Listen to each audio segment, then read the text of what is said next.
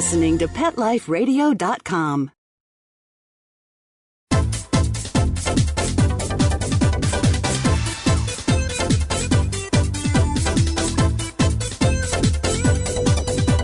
Hello! We're here with Animal Party, and I have an amazing guest for you today. Before we welcome Vladislav Roytapel onto the show, I want to just tell you a little bit, catch you up on the news just a little bit, and let you follow up on something I told you about earlier, and let you know about the big decision that's just come down in Canadian law. Now, you probably remember there were 100 husky sled dogs killed right after the Olympics by a tourist company called Outdoor Adventures. And Outdoor Adventures is still in business, but they were caught and they're being punished, and it's all before the courts. And in the meantime, commission was started, and they made some recommendations, and already the premier of the province said she was going to adopt them all. So the recommendations, it's coming fast. The recommendations are that there be an overseeing body, that there be new mandatory sentences for cruelty when cruelty of this kind is found, where there's always, or where there can be up to 2 years sentence, and when there's always a fine of about $25,000. So everything just got harder for people who want to be cruel to animals in our province, and we're hoping the rest of Canada will adopt these regulations and make it harder for people who are cruel to animals. But it's a little bit of good news. It's a little bit of good news, and the industry, it looks like, will probably be getting cleaned up a lot. And that means the people who are in it who are good are going to be happy about this too, because we all want it to be a kind and just place for working dogs. So I just wanted to give you the update on that. And now we're going to welcome to our show the Russian dog wizard, Vladislav Roytapel. And he's been doing this. He's been winning at obedience since he was 12. He's an adult now, and he's worked for the Russian Guard, the Red Army, the KGB. He's been to the circus and back, that's for sure. He's a bit unusual. He actually wears white shoes when he trains dogs, so we'll find out about that. And we're going to have Vladislav Roytapel onto the show. Welcome to the party, Vladdy. Thank you, Deborah. Thank you for a nice introduction. Have you been politician before? No? No, I don't think so. I'm a little bit too controversial, I think. Yeah, I think so. But you know what? Recently, the Green Party here in Canada got shut out of a debate. Right? And of all the parties, I mean, regardless of where your politics lie, they're kind of on the side of nature and the animals, you know, so they kind of merit a mention on this show. They just got shut out of the national debate. All the other parties are allowed to come. They're not allowed to come. The second time it's happened makes me really mad. It makes me almost want to get into politics, but I don't think so, Vladi. I think I'm better at pet radio. So the Red Army, the KGB, that sounds scary. Oh, no, it's a sound. What about FBI, CIA? It sounds scary? No, it's the same thing. Yes, no, it sounds scary. Most intelligent people came from the intelligence services. I was not part of KGB, but I trained dogs for them to spy, you know, on the Russian civilians or on different countries. And, you know, this was a very high-tech way of the dog training. After such experience dealing in America with all those, you know, stupid Labrador retrievers who are eating the underwear or landscaping stones or jumping on the people, or German Shepherds wants to bite, and I can go on. And it's, for me, it's like you're asking brain surgeon to put the shot in the dog's butt. It is very simple. Just for everyone letting know, I also certified animal behaviorist. I graduated a private school of Aventa in the Soviet Union and state of Moldova. Spent many years there. So it's not just the training, it's also behavior. And in one hand, I am combining those two. Well, what you said, a lot of things there. Stupid Labrador retrievers. First of all, I got to defend the Labrador retrievers. They're the top Canadian export, as far as I can see. They are from the area of Canada called Labrador, and they were used to jump into the water and pull out buoys and pull out the nets. So they were really part of the fishing and the whole, you know, the whole running and feeding and working of the people. So they were really, really important dogs. They're not dummies. Yeah. They're very trainable, and the reason they're so kind of chunky looking is because they need that fat to swim in the cold water. They got a great coat for water. They got web feet. They're really easygoing. I like to call them the beginner dogs. Dog that a person should start with. What do you think? Let me tell you, among the trainers here in the United States, we call them stupid, and not just because they're no, and not just because they're stupid. Let me tell you. Come on, have you never met a pug or an Afghan? They're not. Labradors are geniuses by comparison. Let me tell you a little bit about the labs, and for everyone who is listening to me right now, Labrador. I'm not racist or breedist or colorist, but the color of the lab is really affecting their personality. So you know, and I know, we have a chocolate lab. We have a yellow. That's high energy. The chocolate one is spinny. Chocolate lab is dumb and has allergy problems all the time. Yeah, a little bit trouble with skin. That's true, and diet. Yeah. Now, black lab would be hyperactive. If somebody calls me and just say, "Hey, my dog has just ate, underwear or sock or stolen, and shredded like some type of any items, household items," I know it's a black lab. They are very hyperactive, but very kind of it's a working dogs. But unfortunately, if somebody calls us and tell me that have aggressive issues and they mention they have a lab, I know it is the yellow lab. So if somebody who is listening to us having the yellow lab, they got to be trained them well and things like that. But when I said about Labradors are stupid, it's not because they're stupid, because they're very physically insensitive and very friendly. That's a Democrat dogs. Everyone can stop by, give the cookie, and just say, "Hey, come on, let's go, Lap," and Lap will go. I try to do it to my German Shepherd. It's not going to happen. And second of all, I remember just a few days ago, I trained one lab, and that lab tried to jump into my van with a closed door. The crate was in, and my Shepherd look at that and say, "Oh, a German Shepherd would never do that. What you're doing?" That lab jump in the door, bounce back, and just say, there is the crate. I think it's open.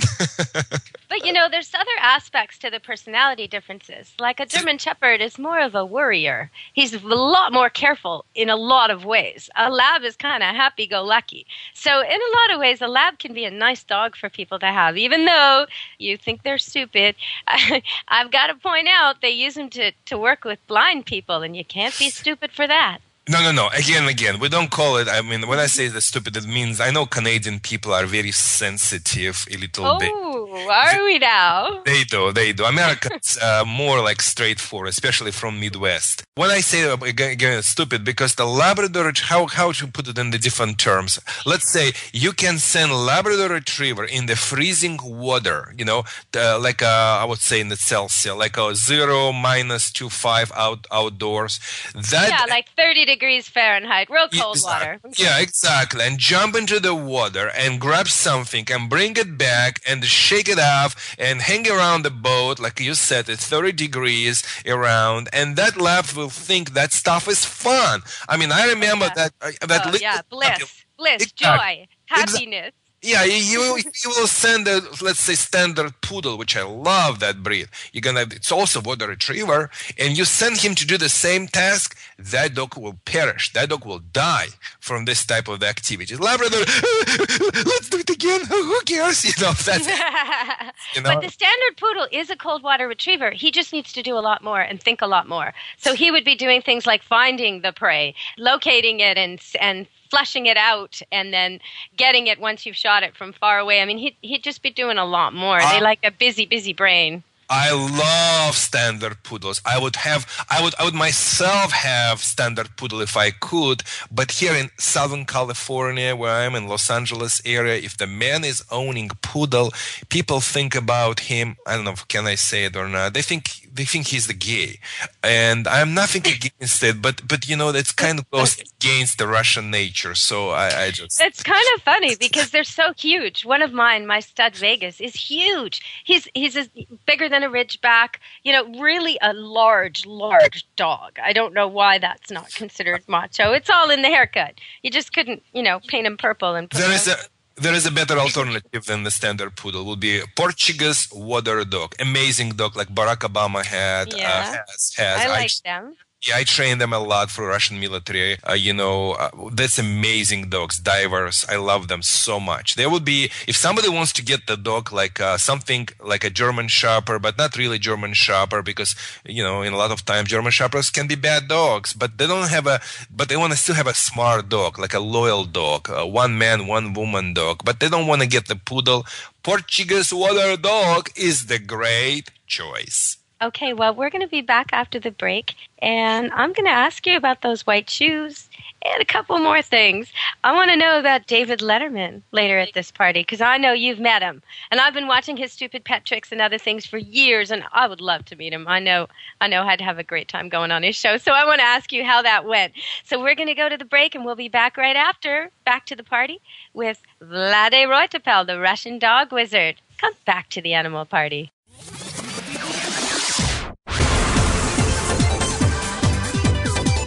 Don't go anywhere, because the best is yet to come. Stick around.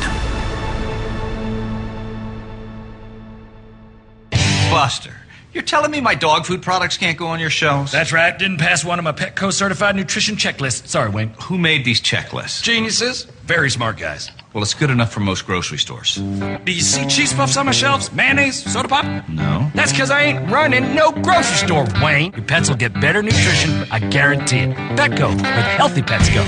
Enter the code PARTY10, PARTY, the number 10, and get 10% off any order. No minimum at petco.com. Whether they're big, small, hairy, or whatever, you're going to need gear for your feet. And Kids Foot Locker's got all the great shoes and gear that'll get you in the game. Go to kidsfootlocker.com and enter the code AFAP10KF to get 10% off any order of $50 or more. Or enter the code AFAP15KF to get 15% off any order of $75 or more at kidsfootlocker.com. And cover those funky feet. FTD's network of over 40,000 florists around the world have been creating beautiful handcrafted arrangements for 100 years. Each arrangement is delivered the same day and backed by FTD's 7-day satisfaction guarantee. For a century, people have trusted their most important occasions to the flower experts at FTD. Since Pet Life Radio is all about puppy dogs and flowers, our listeners, that's you, can get a 20% discount on your order. Just go to fluorop.com and use the code LUCKIES20 at checkout. FLEUROP.com. Code word LUCKYS and the number 20. Got questions about your hound's health? Need the facts on Fido's fitness or food? You want to unleash your pup's potential? Well, you've come to the right place with Win with Dogs. Here, we learn how easy it is to naturally improve the lives of our furry friends. So sit, stay, and get ready to win with dogs. With me, Raquel Wynn. Exercise, nutrition, interaction, and love make for one healthy, happy hound. Give yourself the gift of knowledge on demand every week right here at Pet Life Radio with me, Raquel Wynn, and Win with Dogs.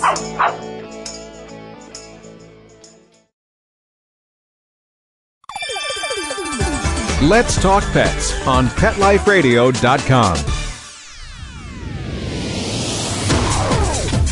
You're inside the VIP room with the hottest party in town.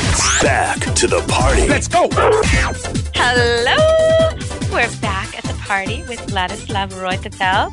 And he used to be from Russia, but he's from America now. He's from Southern California, SoCal Dog Training, where he gets to...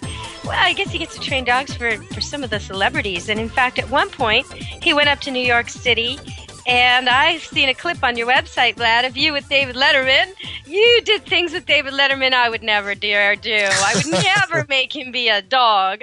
Oh, my goodness. What a good clip that is. So tell us about it. What was it like to be on Letterman? Oh, it was such an exciting experience. Can you imagine, Debbie? You're working with the clients, and I know you're working as hard as I do with private clients. And it was about 8:30 in the evening, and somebody insistently were calling on my cellular phone, and I was having, some aggressive dog, did some exercise on that dog, and I just, who is calling there? Well, the dog was down, and I just, with my right hand, I just pulled that phone and just say, from New York. So I say, who is this? Who is bothering Russian dog wizard in such a time? Who dares to disturb me now while I work my magic? Exactly. You know how Russians talk to Americans, Who is calling me right now? And they was, okay, this is, from David Letterman show. Would you like to be the guest? I kind of was speechless for a while, and after that I gathered all my thoughts together, and I said, well, of course I do. Well, if you want to, you need to be here basically tomorrow morning. It's always like that, isn't it? When you get a big opportunity, it's like, okay, 4 a.m. at this airline counter, and you're just like, how do I make that work? It's so hard. Exactly, but those guys are amazing. They organized everything. They momentarily put one person in charge. It was it was here 8:00 in Los Angeles area. But can you imagine? It was about probably 10, 11 o'clock, 12 o'clock in the east. They're good. Did they get you that dog? Did they book the dog, bring the dog, all that? You didn't have to? No, I don't need to bring the dog, but I put all my training tools and everything, and I didn't sleep almost whole night, and in the morning I was there. And boy, it was a tremendous experience. Like Cadillac was like people were meeting you. They put you in the car, open the door, put you in the luxury hotel when I had chance to sleep at least 1-2 hours. And after that, they brought me for rehearsal. And I told them, listen, I'm not good of rehearsal. I do great shows, but it's not I don't like to. Okay, right there, we're different. I would never tell them anything. They tell me to stand on that X, I'll stand on that X. They tell me to say my lines today, I'll say my line. I'm obedient when I'm in the studio. I do what I'm told. I like obedient girls, that's for sure. Well, only in the studio and only for the director. But okay, so you actually asserted yourself, and they still had you on. I'm surprised they didn't just go with someone else. I've heard some stories about behind the scenes at Letterman and also at Oprah, where you do what you're told or you're out of there. So it sounds like they really wanted you. So they wanted me, yeah. I also put some Russian souvenirs, gifts, and they love me, and they love the direction. I analyzed situation. They asked me what you can show pretty quick. I mean, what type of the tricks? And I said, yes, I need to do this, this, and that. And they said, what type of the dog you need? I said, stupid lap would be fine. Stupid lap. Oh my gosh. And they Was David Letterman, he seems like he's a real dog lover. Is he a dog lover? I think so, yeah. I think he's the dog lover, and I appreciate the time. I mean, a lot of people say, he kind of was rude to you at the end because you did this and this. I don't really think so because, I took so much time, which he gave me so much time. And of course, you know me, even you sometimes have a gotta cut you off sometimes. I know. You can keep going forever. Exactly. So, but I really took him by surprise when I say, now, David, let me show you how I train my American clients. You'll be pretend dog, and your name will be Max, and you'll be Labrador Retriever. He said, I couldn't believe it. I couldn't believe that you got David Letterman to pretend to be a dog and walk on a leash with you. That is just not how I would have done it. I would have had a great time on Letterman, and I know he would have had a good time too, but I wouldn't have dared do that. No way. And from that time, when I put the leash around his wrist, it's something like, I had such a great inspiration. You know how it's happening, you just it just happened. And I kind of really, I think, took over that stuff. But before I was a little bit shaky, of course, and I was nervous. But once I got to the training part, that became very easy. And that dog, Chocolate Lab, I tell you, I worked a little bit behind the scenes a little bit. So when I say, you want to jump on me? He momentarily jumped on me. Yeah, he jumped all over you. I saw that. He was up for it. Yeah, so that's what I love the labs as far as show the tricks, because they are great performers. You can train them one way or another way. By the way, Labrador Retriever was one of the producers who, after that, I gave him great training sessions, and he loved the result. We're still in contact with him. So, okay. In one of your interviews, I heard you say on air that you can train an old dog new tricks. And I believe that too. You were talking to a caller about a 5-year-old dog who had been a puppy mill survivor, and it was messing in its crate, and it kept doing these habitual things. And you were saying, look, you can still train it. Okay, so you can train an old dog a new trick. Can we teach an old dog trainer new tricks, do you think? Are you pointing to me, or? I'm just wondering, we keep doing these shows together, and over time, I'm wondering if someday I will be able to teach you to like cats. Do you think that's possible? No, it will not possible. Not possible. Because it's very interesting what you said to me just yesterday. I had one training in the pet store, and my who I trained that day. Oh, very nice. 4 months Doberman.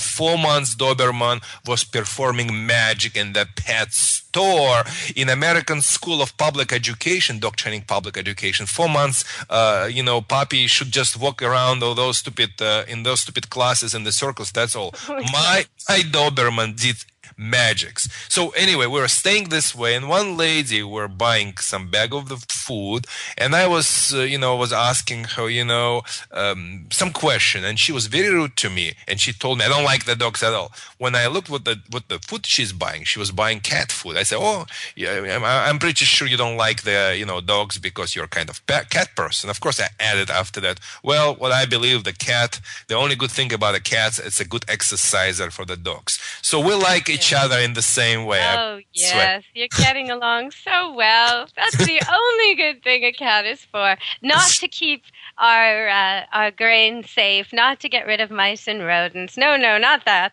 Just to exercise the dogs. Oh, boy, Vladdy. What else the cats' needs are? Just probably catch the mouse and rats.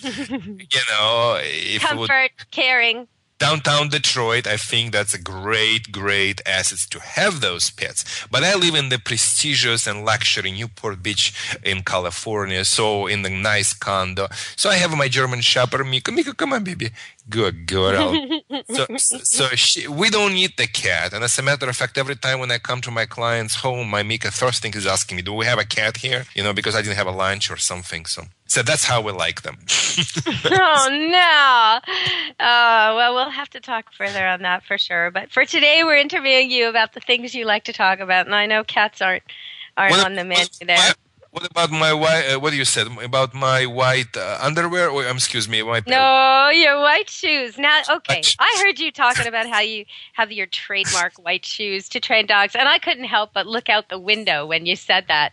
At my farm here in the rainforest with mud, there's no way you could wear white shoes here. It says more about your climate, but still, that's pretty amazing to go train dogs in white shoes. That's really confident. It is, and and I did it even in Midwest, in Michigan, which is weather is not as different as you just described. So this is kind of my trademark. Why I use the white shoes, basically to letting the people know, it's kind of message to them. Dog training is not difficult. Dog training, it's not about dog training people. It's about your training. Your dogs misbehave because you don't know how to behave. You speak to your dogs in English, but the only language you dogs speak is Doglish. And let me one thing I want to say is, even in this interview, you've been talking and everybody can hear that you're kind of a macho guy, and yet on air you talk baby talk, you raise your voice really, really high, you went, Miko, come, good girl. And so maybe you can explain to people why, even if you're a macho guy, if you want a dog to listen to you, you gotta change your tone. You gotta sound happy, and you gotta sound different. You gotta have 2 different ways you sound. So maybe you can spell that out for people. Exactly, and I'm glad you said about macho boy. Yes, I'm kind of,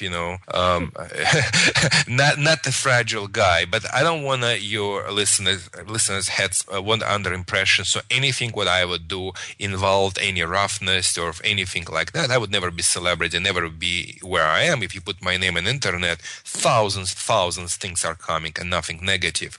So what I do, my trademark is Doglish, like you said. That Doglish, which is dog language, consists of sounds, different sounds, and body language movements. Let me give to your listeners pretty quickly some type of the samples. For instance, instead of saying, good boy, good girl, when the dog did something good or bad, like some guys do it because, like guys hate to sound like a girl and things like that. Unfortunately, North American culture, it's, for some reason, even associate yourself like you're, as if being lady is the bad things. Back in Europe, woman, Russian lady, she's proud to be the woman. She's proud to be the girl.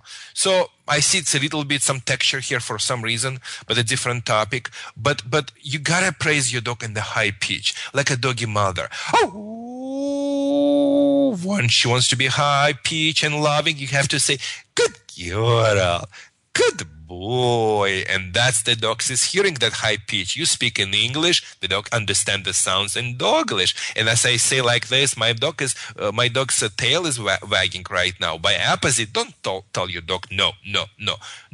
I believe in North America, millions of dogs believe the word no is their nickname, because people use that word so many times without any consequences. It's no matter what you say, people. It's what you've done. You gotta put the teeth in your word.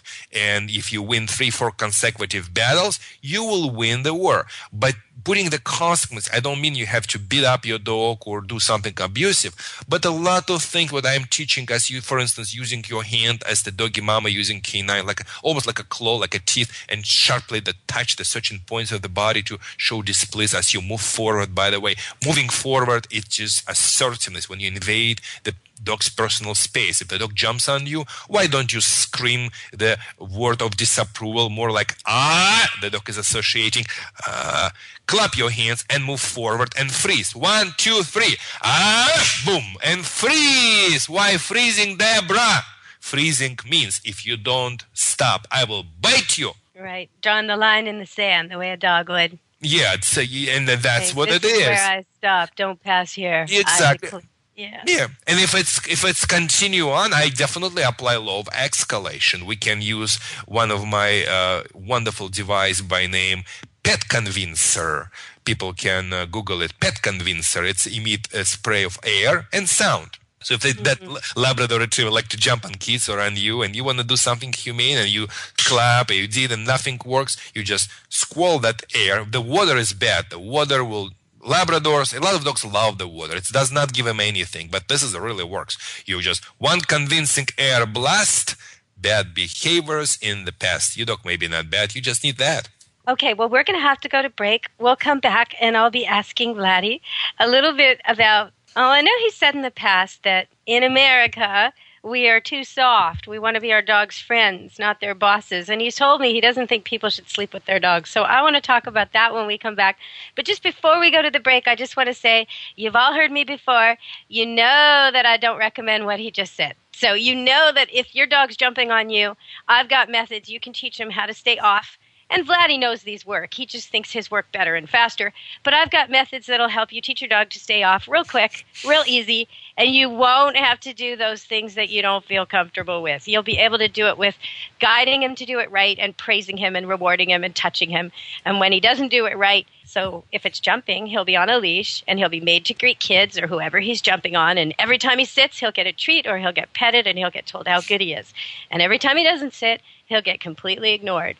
And it won't take long at all, just minutes to train him to sit for children. So we'll be back after the break with Vladislav Roytapel, and he'll be telling you more about his take on dog training, but also why he thinks we shouldn't sleep with our dogs and why he thinks Americans don't want to be the boss and why that's a problem. So stay tuned. Come back to the party, everybody. Party with your animals here at Animal Party. Don't leave this party before it's over, because the best is yet to come. Only losers leave the party early anyway. Party on. Back in a few. Love your pets but wish their medications were a lot less expensive? They are at 1-800-PET-MEDS. You'll not only save on flea and heartworm medications, but on prescriptions for arthritis, incontinence, thyroid, and more.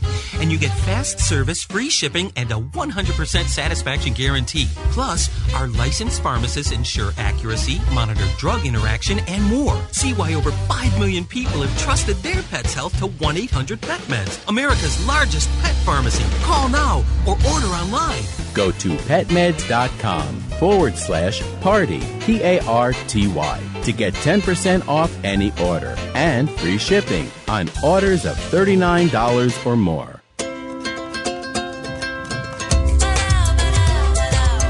At Petco, we really love pets. There isn't anything we won't do to make sure they're getting the best products and the best care. So when you ask us a question like, so how do you feel about cat condos? We can say from experience, feels like home for her. Enter the code PARTY10, PARTY, the number 10, and get 10% off any order. No minimum at petco.com. How would you like your business to reach out and invite in our audience? We have a brand new trademark concept called InfoSeeds. InfoSeeds are short 20-second seeds of information about your place of business, practice, or service. Is the best, most cost-effective way to invite us in. We only have a limited number of slots left. For more information, visit the website PetLifeRadio.com. Click on sponsorship information. There you can listen to a sample of InfoSeed. Remember, only a limited number of opportunities are available. Coast to coast and around the world, it's Oh Behave with Arden Moore. Find out why cats and dogs do the things they do and get the latest buzz from wagging tongues and tails in Rin Tin Tinseltown. From famous pet experts and best-selling authors to television and movie stars, you'll get great tail-wagging pet tips and have a fur-flying fun time. Oh Behave with America's pet edutainer, Arden Moore. Every week on demand. This is the place for a special paparazzi treat. Only on PetLifeRadio.com. Let's talk pets. Let's talk pets On Pet Life Radio. Pet Life Radio. PetLifeRadio.com. You're inside the VIP room. With the hottest party in town. Back to the party. Let's go. Hello! We're back at Animal Party with Vladislav Roytapel as our guest today. He's the Russian dog wizard. And as you can probably tell already, he's from the opposite side of the dog park. I'm on that gentle, loving, praise side. And he's on the side that is also into praise and guidance, but they're not afraid to use deterrents and punishments for bad behavior. So we're a little, I'm on the timeout and control side, and he's more on the deterrent side. So we do differ there, although there's plenty of room to meet in the middle, and both of us could train any dog anytime, anywhere. Don't you worry about that. So we'll just keep going today with our topics. And I do want to ask you, Vladislav, I know you've told me before you think that Americans, and I think you mean Canadians too, spoil their dogs, and maybe we try to be their friend, not their boss. Is that true, or am I misquoting you there? It is, and I was telling you off the air also, if I slept with you in your bed, baby, I would not listen to you either. It's like a dog, you know? No, see, that's not right. That's not right. You don't know the... No. My husband would tell you, if I slept with you, you've been sleeping with the wrong woman. If I slept with you, you would be forever under my control after that. We don't have to talk about that. This is a pet show, and I'm blushing, which doesn't normally happen on the air. So let's... You intrigued me really well, but let me tell to you listeners, number one, I am the balance trainer, like you said. I believe in praise, but I also believe in the discipline. And I believe English words has yes and no, and the no will never be no if you will not distinctively show. The no is the no. Dogs are physical. The way of the canine communication in the form of jumping, nudging, touching, humping, biting. This is a normal part of canine communication. We humans can have all means to duplicate that natural way of canine communication by mimicking it, by imitating it. Any way of punishment and correction which is based on doggy mother way of correcting its own child, that will work positively. Every correction in the way of, yanking, holding the leash, choking, I know what trainers do nowadays, that would, based on the human type of the punishment, hitting with newspaper, that type of the, based on the human type of the punishment will create a negative effect. Like I said, you in English has the words yes and no. We have the words da and net in Russian. And the doggy mother, I would like to everyone to listen to me, because the truth is always easy identifiable, because it makes sense. Doggy mother has two expressions to reinforce her rules. She has the tongue to lick. She has the teeth to bite. Doggy mother is not North American mother. She does not repeat the things. She growls one time, she snaps, she licks, and it's forgiven and forgotten. It's not like a woman who just never forget what she forgive. And nobody goes to the jail, because canine culture do not have... I don't know about that. I breed dogs, and before I ever bred dogs, I used to take care of breeding kennels when people would go away. So I've had exposure to an awful lot of different breeds: Wheatons, Jack Russells, Dobermans, Shelties, Golden Retrievers, Golden Doodles, Standard Poodles, which is what I breed, but all different kinds of dogs, even German Shepherds once. And I see very different mothering techniques. A Golden Retriever mama most of the time is like a hippie mama. She's very easygoing. I don't see this kind of correction from her. And her puppies are all over the place. Whereas a Standard Poodle mama is like a military mom. But you also don't see physical corrections much from her, because she's on it so fast, so quick, so intense, so growly, so fast that it never even gets to that. So, there's different models, but I do understand what you mean about how physical they are, and dogs so respond to touch. So do cats, by the way, Vladi.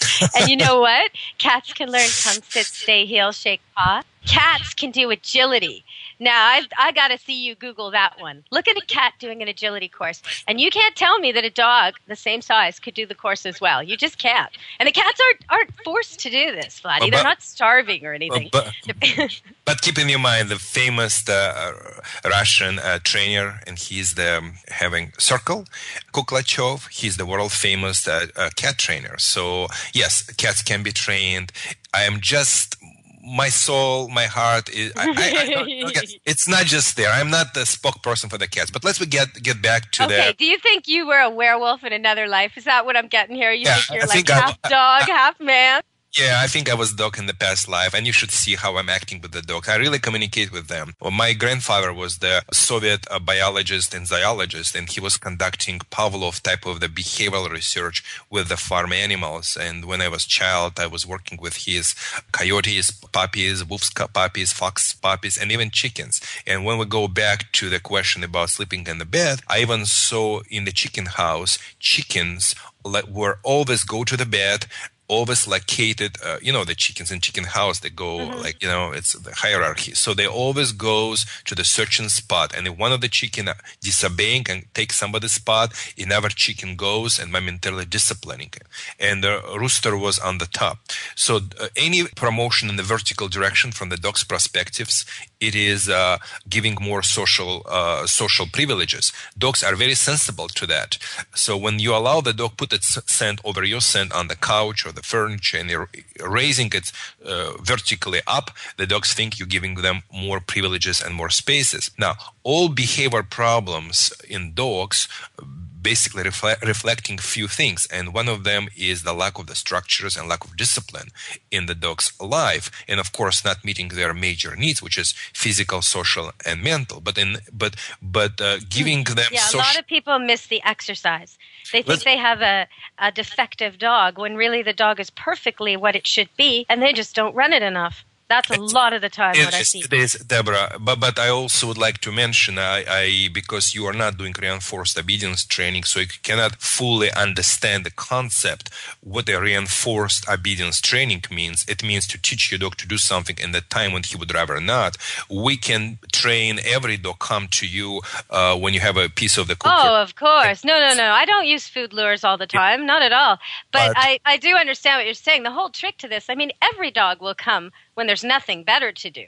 The Yeah. trick is to get him to come when there is something better to do that he'd Exactly. rather do, and then get him to come. Get him And to come at the dog park out of water when he's a golden retriever. Now that's a trick. But I get where you're coming from there. But why do you think, I mean, if someone has, I totally agree with you in so many ways. If I had a customer who had, for example, you named Dobermans, and I see them as a real good example of the type of dog who's kind of looking to take on authority every single day. Every day it wakes up and says, am I the king today? And it looks at its owner and it decides, am I the king today? You know, okay, that kind of dog, you don't want him on the bed. But what if you have an 8-year-old, totally well-behaved, sweet, well-adjusted pug? Can you not have your pug on the bed? He doesn't want to be the leader. He doesn't care. He goes to the bathroom where he's supposed to. He likes everybody he's ever met. Is there a difference for you? I'm glad you brought that point, because from the behavioral point of view, nothing wrong about taking those dogs in the bed. As a matter of fact, it's really nothing wrong about this, because I just meant pets who have some behavioral problems. Because okay. Yeah, but from the health point of view, we Europeans not too much about allowing their dogs jump in your beds, because it's a infection transmitting diseases, and your dogs, people going to pee and poop, and after bringing all those worms on their paws, you know, I'm not type of the guy who is like paranoid of the things, but just have a common sense, you know. And after that, you know, your kids are playing, and after that they jump in the kids' bed and in your bed, and you know, it's a transmittable, and a lot of diseases nowadays, including cancer. A lot of researchers with a great concern talking about a worm-based infection who are killing our immune system. So just be careful. I mean, nothing wrong about treating your dog as the human, but before that, you got to treat him as the dog. Well, I have a few things to say about the sleeping with your pets, because I love sleeping with my pets. I sleep with cats. I used to sleep with dogs and cats, but my husband kind of said it has to be one or the other, and he'd really rather it be neither, but the cats come back. So, but he's outnumbered. He has no choice. But the research that came out recently that really hit the press about how dangerous it is to sleep with pets, I read it closely, and I went through all the corollary articles and found that basically what they were saying was worms and parasites were the main things, fleas, worms, and all kinds of parasites. So if you were treating your animals for those things preventatively, this wouldn't be an issue. The other thing was, if the animals were allowed to lick open wounds, and that's when people would die. That's when there were really, really serious consequences. And of course, you would not do that. If you had open wounds, you would cover them, bandage them. You'd not let your pets in the bed with you if you had open wounds. But the article also admitted that the people who are most likely to sleep with their pets are women. And we all know women outlive men, so I don't know. To say something, and that's kind of funny, because most of my clients, Deborah, are ladies, because behavior problems never problems for their husbands, because their husbands never home. So on the second, the second, third session, they kind of confessing me. It's a very sad, but they are telling me, Vladi, you know, the only one reason we've got those pets, and dogs, of course, because I'm a dog trainer, to overcompensate or to compensate lack of affection and love from our boyfriends and husbands. Can you imagine? And that's very sad. And that's why they're taking their pets in the bed and things like that. So I agree with you. Preventive measures are great, but just again, Europeans believe even with all those preventive measures, you on the certain stages of developing with those worms and in other bugs, you really cannot kill all of them, and you cannot detect them. You know, even your dog is worm free from you, which you think, but it still can be transmittable. It's really affecting the immune system. My grandmother always telling me, if you touch the dog, wash your hands. That's, you know, and it's and that's so sensible. You know, that's just sensible. I was researching for an interview I'm doing next week with Stanley Coren, Dr. Stan Coren, and I've had him on this show before, so if people are interested, you can look up the Pet Life Radio archives and hear the show I did with him on intelligence of dogs, and we actually won Best Pet Radio in America for that show, for Best Pet Podcast. But I'm having him on the air, so I was reading the book Why We Love the Dogs We Do, and I stumbled across some Russian facts, Vladi. I got to tell you, I highlighted them because I knew I was coming on the air with you. Did you know, I know you keep saying it's an American thing, it's not a European thing. Did you know that Peter, the Tsar of Russia, slept with his Italian greyhound in his bed? I don't want to hear that.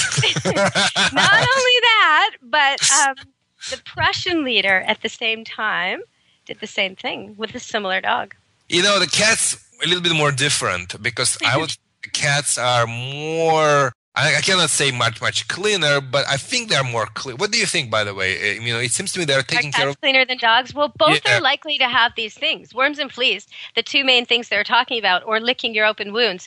Dogs and cats are equally likely to do those things for you and give those things to you. But I think if you do the preventative measures, you're not going to have any problems with either of them. Are cats cleaner than dogs? Yeah, I think so. But the litter box is a problem. It gets on their feet. It can be with them. So it depends on how you're managing that. But if you clean it well on time, it probably will be less problem with dogs. I mean, as far as catching those, those poops with their, stepping on it and things like this, because you're in charge, in control, which with dogs, you have no control. Cats spend hours every day cleaning themselves. They're extremely clean. I believe it. I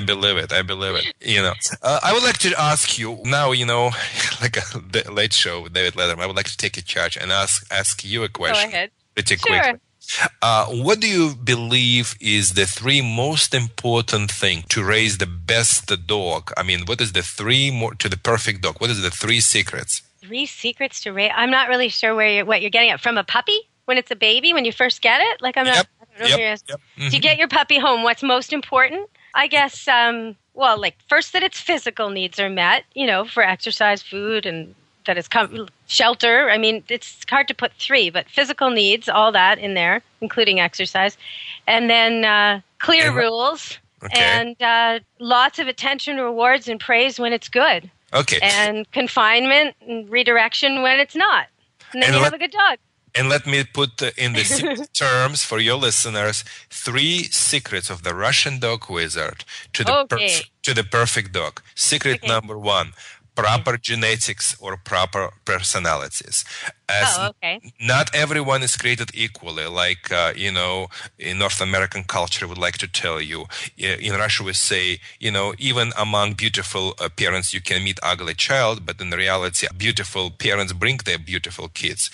So get the puppy or from the if you're getting from the breeder or from the shelters, it doesn't matter. But you want to make sure the dog has a nice personality, friendly, not sketchy, not aggressive, wants to, like a Labrador Retriever, love everyone, thinks everyone is a good guy. That's going to be your first bet. Number 2, so proper genetics or proper personality is number 1 secret. Number 2, proper nutrition. If you're giving to your dog or to your kids junk food, they cannot think clearly. They cannot be developed properly. So they will be hyper, like giving kids pop all the time to drink, like a soda. They're going to be very hyper, cannot think clearly. So proper nutrition. We are promoting, I know you like it too, no grain diet. We're not talking about raw diet. Of course, it's a great thing, dehydrated raw food, but the real enemy is the grain. I like to give my dog high fat, high protein, low carb, no grain diet. And number 3 is because every time when you put the grain or grains in the dog's diet, you produce inflammation. Inflammation is the initial source of all diseases, including joint problems. Just while we're on that, cats are even more, they're more carnivorous. They don't need grain at all, almost none. So really, all the grain that's in the cat food is completely unnecessary. They just really don't need it. And cats never have high cholesterol. Cats can digest a lot of the things that we wish we could, but we can't. I agree. Okay. So number 3. And number 3, proper education, people. That is so important. Give your dog education your dog deserves. And remember, your dog will behave only as well as the trainer you will choose. Don't go to the trainer or to the classes because they are cheap and you're thinking it's like shopping for the furniture. No. In my practice, I had clients who been there and there, here and there, and spend $100 there, $100 there, and eventually they came to me. I look at that dog, I was thinking that dog never been even trained. So, get the qualified trainer, get the references, see the results, see the credentials, see the education and give your dog proper education. Don't try to do it yourself because it's not something which you can do yourself. If you want to do professionally, if you want your dog turns into the loving member of the family, which you can enjoy him every time, everywhere you take him with you, this is the way to go. Your listeners also can visit my website, which is socaldogtraining.com, socal, SOCOL, dogtraining.com, and or just Google Russian Dog Wizard, on internet, and order my dog training DVDs from my office. They need to call Obedience for Life, which I revealed all my secrets, how to train your dog quickly and easily and humanely, and train them professionally in your own home, in your privacy, on your own home, and basically in no time. So, okay, I wanted to ask you something about the National Geographic that was just out, and I don't know if you saw it, but I know you know about the research it talked about. So the National Geographic has this huge thing on the foxes in Russia and how they've tried to see tameness and feralness or wildness, viciousness, aggressiveness. They created 2 pools of foxes, breeding and breeding for these traits, trying to get the most tame fox and the most vicious fox all the time. And one thing from the research that I found really surprising, and I guess you wouldn't from what you just said with your top 3, but it really surprised me, was they took a baby, a puppy, from a very aggressive fox, one of the most aggressive, and they tricked it into thinking its mom was one of the sweetest ones, one of the really, really tame ones, and yet it made no difference. The thing was as aggressive and vicious as you can imagine. It never took to any of the things the mom was trying to teach it about trusting humans. So I hear what you're saying about the nature-nurture, but usually I just assume once I'm called to come train a puppy, I mean, that's the puppy they've got. I don't really get to influence their choice. But if the puppy is skittish or is fearful or is a little on the aggressive side, we can still train them, can't we, Vladi? Yes, we still can train. Any dog can be trained. It all depends to what level. People thinking about it's like investing money in uploaded font. You will spend some time and money to get to the ground to the ground zero before you get any benefits. I can turn every dog around, and I'm sure you can do it too. It's all about to what level. Now, when I'm talking about people have got what they've got, you're absolutely right. I totally agree with you. The only reason I'm trying to get my point across, so the people, when they get the new puppy, or the people who are on the market for the puppy, or wanted to get I always encourage get from the shelters dogs, from so many dogs around nowadays in such economy, people dropping off dogs, not just because they're bad, just because they... people are homeless. They have no choice. And there's purebred dogs available that are really good.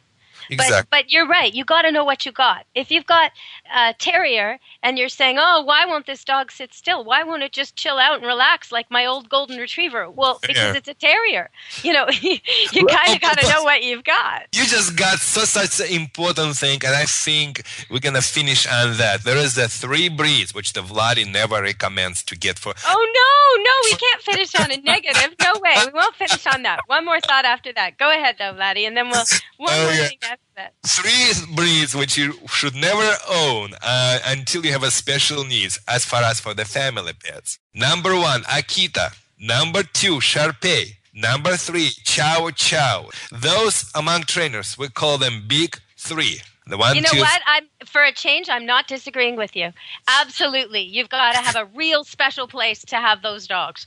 Exactly. Shar-Peis are aloof. People call me all the time, "Why won't he cuddle with me?" Because he's a Shar-Pei. He's not going to cuddle with you. He's going to cuddle with his other Shar-Pei mate and not you.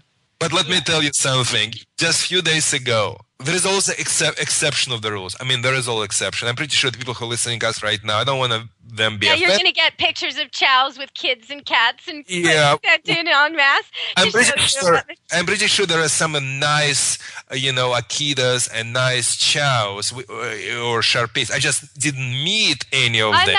I met one female Akita named Skita who was really nice. And you know what? I just puppy Akita just few weeks ago. Amazing Akita. And guess what? That was Japanese family. And they exported that Akita white. You will love that Akita. White with the blue eyes Akita. There, one black spot on the head. That Akita was exported from Japan. If I could kiss that breeder, honest to God, I would.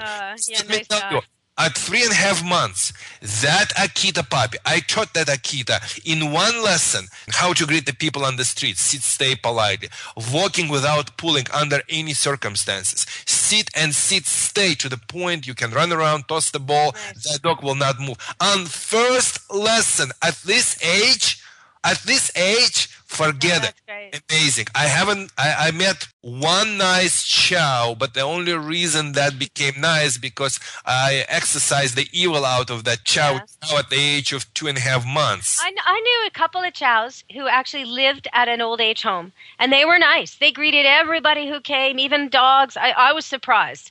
They were really old when I met them, but really friendly, Really, really surprising. But like you say, we can point to them on one hand out of all these hundreds of dogs we've met. I want to ask you something. On April Fool's, IKEA did an advertisement. It was a joke, and it was on TV. But at first, I saw it on April 2nd, so I didn't realize it was a joke. And I was standing there thinking it was real, and I was shaking my head thinking, oh, no. Okay, tell me, do you think the majority of the people you go to have dogs who beg at the table and do bad things at the table? This thing IKEA was talking about was called the hint stool. And it's basically exactly like a high chair for a baby, except it has a ramp for the dog or cat to walk up and a hole for their tail. And it's designed so your dog or cat can join you at the table. Oh, no, I thought it was real. What do you think about the hint stool? I sure hope they don't market it. I think people will be buying it like crazy. Yeah, I totally agree with you. It was very funny and very hilarious, Do you think people will buy it if they did it? I think they will. Yeah, I think they will. I think they will. Make also, our job even harder. It is. It will be. Deborah, what is your opinion about don't buy the little dogs for the little kids? Oh, I agree with that. And also, when you have little kids and puppies, it's okay for the kids to hold the puppy, but the kid should be sitting on the ground. Even if the kid is 8 or 9 or 10 and the puppy's really small, if the puppy accidentally piddles or scratches the child's going to drop it, and the puppy can break a leg. So you want the kids on the ground. But generally speaking, it does depend on the breed. There's a few exceptions like beagles and bassets who are actually quite good with kids. But generally speaking, tiny, tiny, tiny dogs are really breakable, and kids by accident hurt them. So it's really not a good mix. You're better off with something more sturdy if you've got little ones. Yeah, and what breeds we would recommend for the kids, for the people with the little kids? Well, first of all, a lot of the mutts are good, but corgis, bassets, beagles, if you want to be small, and then any of the medium and large dogs that are retrievers, any of the spaniels and goldens and Portuguese water dogs, anybody with a soft mouth and easygoing nature. I just would love to add one, which is extremely good. Boxers. Oh, I love boxers. I love them too. They're like the class clowns. They are always making jokes on their people, and they're just so funny. Yeah, boxers are great. And Bull Mastiff, American Bull Mastiff is a good dog for the kids. Very nice dog for children. Yeah, we had one here defend kids from a bear, and got seriously wounded, but survived. But chased the bear off the children. It wasn't even its children. It was children down the street.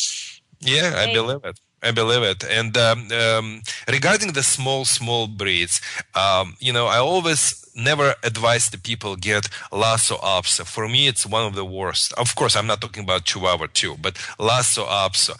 I like Maltese out of those. I don't like Shih Tzu too much. Lhasa Apso would never recommend, but I love Maltese. What do you think? Well, you know what? Darlene Arden, the author of Small Dogs, Big Hearts, she came on the show once and she had me just cracking up, and I was laughing, I guess, at her expense. It wasn't so nice, but she kept telling me that Lhasa Apsos are the guard dogs of the little dogs. And I was like, my co-host said things like, what do they guard? Barbie's palace? We just couldn't get our head around the idea of a Lhasa Apso being a guard dog. But she says that's what they were for. They hit up the robes of royalty and they would attack people. And so they're definitely not your happy-go-lucky, easygoing sweetie pie like the Shih Tzu is supposed to be. But I don't know. I don't want to badmouth any breed. I think if you love your breed, you can work with it. If you've got a dog that isn't quite what you want, you can work with it. And if you're at the outset and you're picking a dog, well, then go for personality. don't go for something like, oh, it has freckles or it has blue eyes or I really like its coat. Go for a dog you really, if you get a chance and you go to a shelter, take it for a walk. Make sure you really want to keep walking. If you feel like taking it back, it's not the right dog for you. Make sure it listens to you and you feel comfortable with it and that you're willing to exercise it as much as it needs, that you're not allergic to it. Really check it out. That's the kind of thing that matters because you're going to own them for 10, 15 years. You want to make sure it's a good match. Wouldn't you say, Vladi? Yes, I love these things, and I believe, almost every breed can be nicely trained if you do it in the right things in the right time, especially from the puppy. Like I said before, I even was able to turn Chow Chow into the Labrador Retrievers.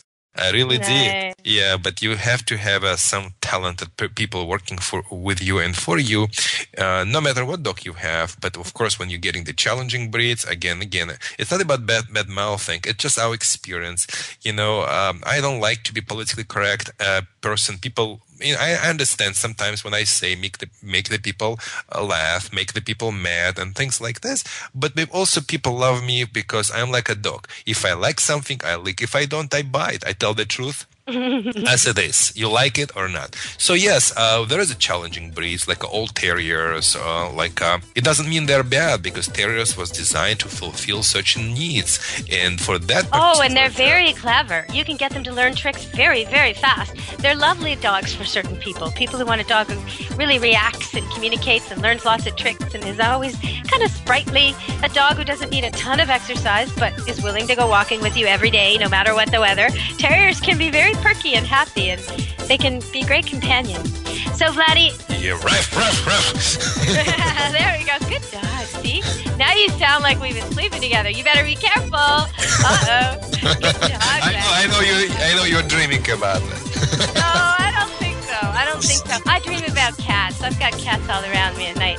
Purr, purr. Somehow I think that's almost like hanging garlic against a vampire. Putting cats in my bed would keep you out. So the cats are there to stay, Vladi. Until next time. Thank you so much for coming to the party at Animal Party on Pet Life Radio. Thanks, Vladi. Thank you. Bye. Let's Talk Pets. Every week on demand. Only on PetLifeRadio.com.